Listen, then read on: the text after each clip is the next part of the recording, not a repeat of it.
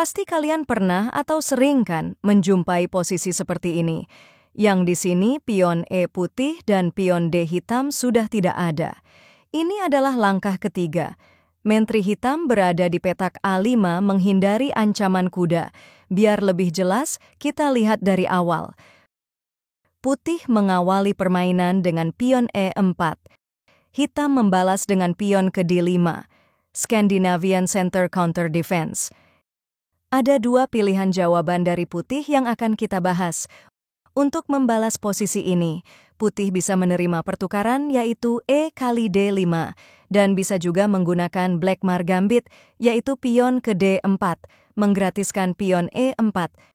Pertama, kita lihat susunan gerakan menang cepat dari E kali D5, menerima pertukaran, hitam menteri kali D5. Lalu putih kuda ke C3 mengancam menteri. Nah, dari sinilah menteri rata-rata perginya ke A5. Namun, tidak jarang juga yang mundur lagi ke belakang. Jika menteri ke A5, ada dua pilihan gerakan dari yang akan kita lihat. Di sini, ada yang menggratiskan pion ke B3, mengancam menteri. Ada juga putih yang memainkan kuda ke F3. Dari posisi ini, kita akan lihat putih mematikan raja hitam dengan mengorbankan menteri dan dua benteng. Dari posisi ini, hitam gajah ke G4, mengunci pergerakan kuda. Putih memajukan pionnya ke D4. Hitam pion ke E6, putih gajah ke E2. Hitam gajah ke B4. Putih menteri ke D3, melindungi kuda C dari serangan gajah. Hitam kudanya ke D7, putih pion maju ke A3 mengancam gajah, namun hitam mengabaikannya, karena jika putih berani kali gajah, menteri hitam akan dapat benteng. Putih gajah kali kuda, lalu menteri kali gajah, secara otomatis pion B hitam jadi terancam. Lalu hitam melindunginya dengan melakukan rokade panjang. Lalu di sini putih gajah ke F4. Nah, pada posisi ini, pemain hitam akan kalah. Jika berani memajukan pion ke C6, putih akan mengorbankan dua bentengnya dengan melakukan pion kali gajah.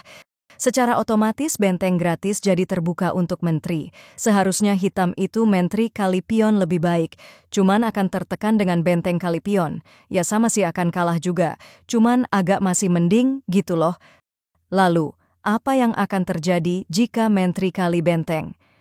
Jika menteri kali benteng skak, raja akan geser ke D2 memberikan benteng lagi.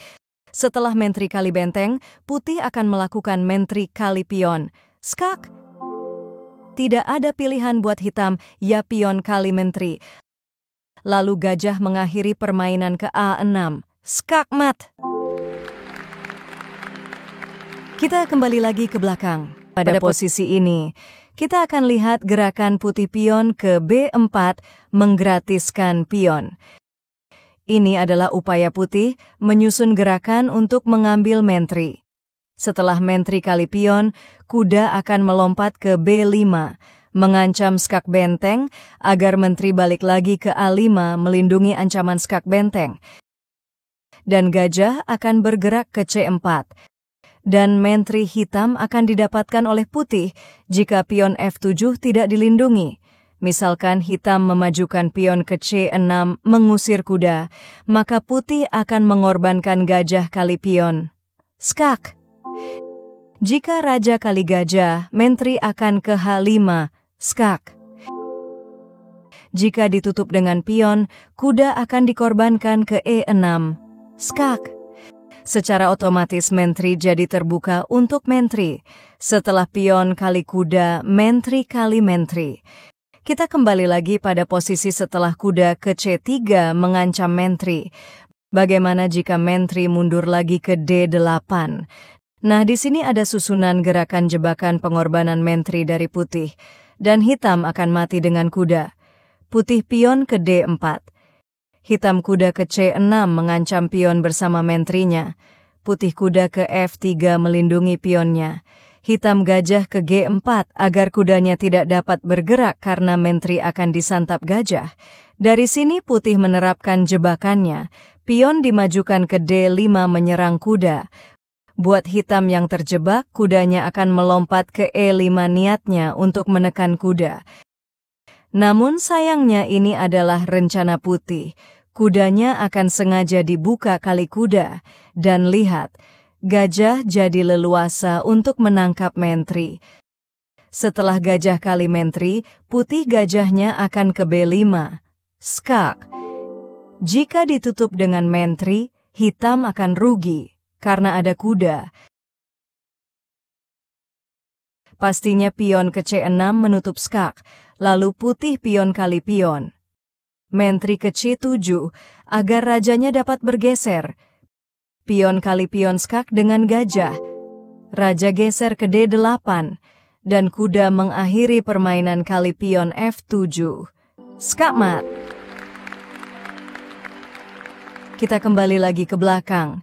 Pada posisi setelah pion ke D5 Skandinavian, di sini putih juga dapat menggunakan Blackmar Gambit, yaitu pion maju ke D4 menggratiskan pion E4-nya. Untuk pembahasan Blackmar Gambit belum diperluas karena belum ada komentar lagi. Silahkan kalian kunjungi channel ini, lalu lihat videonya dan komentari untuk memperluas pembahasan, yang memungkinkan kalah atau menang atau cara mengantisipasinya. Oke. Sekian dulu, terima kasih sudah menonton, semoga bermanfaat. Sampai jumpa kembali pada video-video berikutnya.